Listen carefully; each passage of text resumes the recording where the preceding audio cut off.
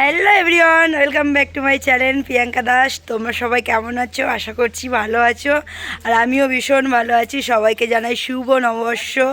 নতুন বছরটা সবার ভালো কাটুক এবং নতুনভাবে শুরু হোক। যত রাগ অভিমান আছে সব মুছে দিয়ে নতুন করে জীবন শুরু করো। সবাই খুব ভালো থেকো। আজকে সারাদিনটা কি হচ্ছে, কি কি রান্না হচ্ছে, কি কি খাওয়া হচ্ছে, পুরো ব্লগটা আসতে চলেছে, তোমরা দেখতে থাকো। আর স্কিপ করবে না কিন্তু, অনেক কিছু মিস করে যাবে। নতুন বছর বলে কথা। চলো পুরো ব্লগটা তোমরা দেখতে দেখো। কাল রান্না বসে দিয়েছে, দেখো আমার মা সব জোগাড় করে নিয়েছে। এখানে দেখো সব সবজি কেটে নিয়েছে। আর এটা কি আছে দেখা যাক। ও এখানে মাংস রয়েছে, খাসির মাংস, আর এটা আছে মুরগির মাংস। আমার ঠাকমা খাবে না, সেই জন্য দুরকম মাংস হচ্ছে। সঙ্গে থাকো, কি কি হচ্ছে পুরোটাই তোমরা দেখতে পাবে। আর কিছু বলো, বলো শুভ নববর্ষ, বলো শুভ নববর্ষ, শুভ নববর্ষ। আমার দিদি লাস্ট সিজনে এসে এঁচড় কাটতে বসেছে, অনেক বড় কাজ করছে আমার দিদি। এসে সেজাগুজে পরের বিবি হয়ে এসছে, সেজাগুজে পরের বিবি হয়ে এসছে। একটু মুখটা দেখি, সব থেকে মেন কাজটাই আমি করছি। ওরে বাবারে।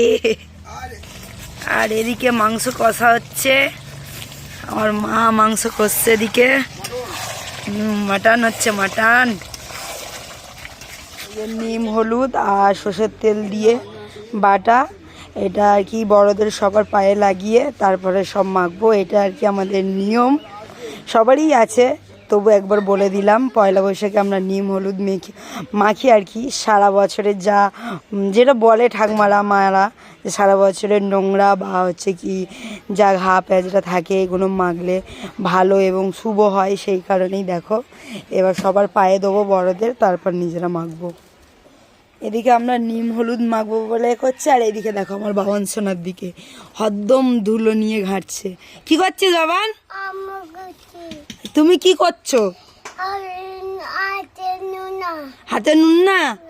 ইস ছি ছি ছি ছি ছি ছি ছি ছি রে ননি, ছি ছি, ছি রে ননি, ছি ছি।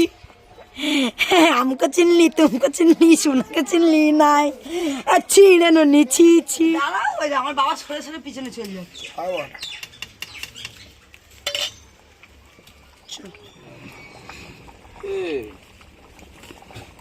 ঠাকমা দাদুর পায়ে নিম হলুদ ছুঁয়ে দিয়ে এসে বাবা মার পায়ে ছুঁয়ে দিলাম।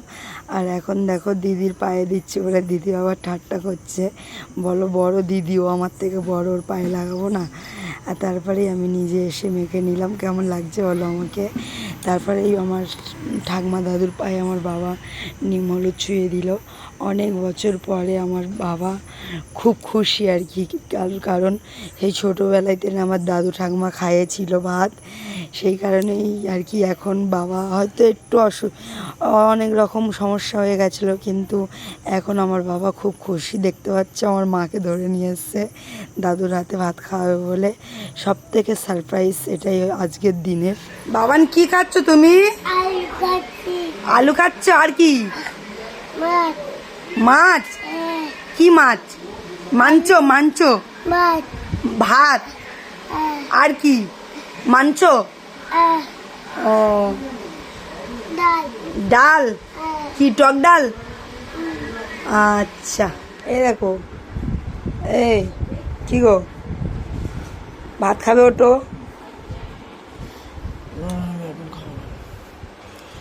ফের তো গাটা গরম হয়েছে।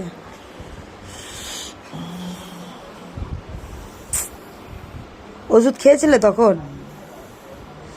তো গাটা গরম রয়েছে, খুব শীত করছে।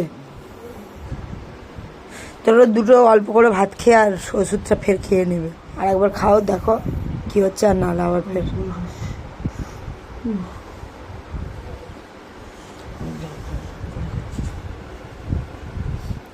আজকের দিনে, এত ভালো একটা দিনে তোমাদের দাদা ভাইয়ের শরীর খারাপ।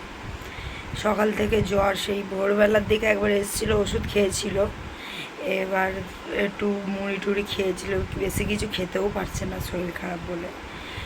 এবার এখন ভাত খাওয়ার জন্য রাখতে এলাম, এখনও দেখছি গা গরম, দেখি কি হয়, নাহলে ডাক্তার দেখাতে নিয়ে যেতে হবে। ঘরে ওষুধ ছিল, খাইয়েছিলাম।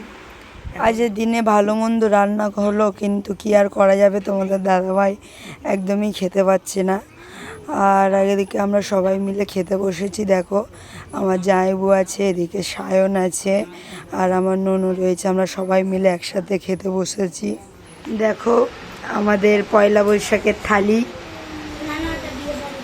এখানে আছে প্রথমেই তেতো আর কি, নিম পাতা ফুল টুল দিয়ে আর কি, বেগুন টেগুন দিয়ে তেতো আছে। তারপরেই আছে ঢেঁড়স ভাজা, এদিকে পটল ভাজা, চিচিঙ্গে ভাজা, বাটা মাছ ভাজা, পাঁপড় ভাজা, আর এখানে আছে টক ডাল, এঁচোড় চিংড়ি, আর চিতি ক্যাংড়া, সমুদ্র ক্যাংড়ার কালিয়া, আর এদিকে মাটন কষা, এদিকে আমের চাটনি, আর এদিকে দই মালাই আছে। এই হচ্ছে আজকের আমাদের মেনু। খেয়ে আগে হজম করি।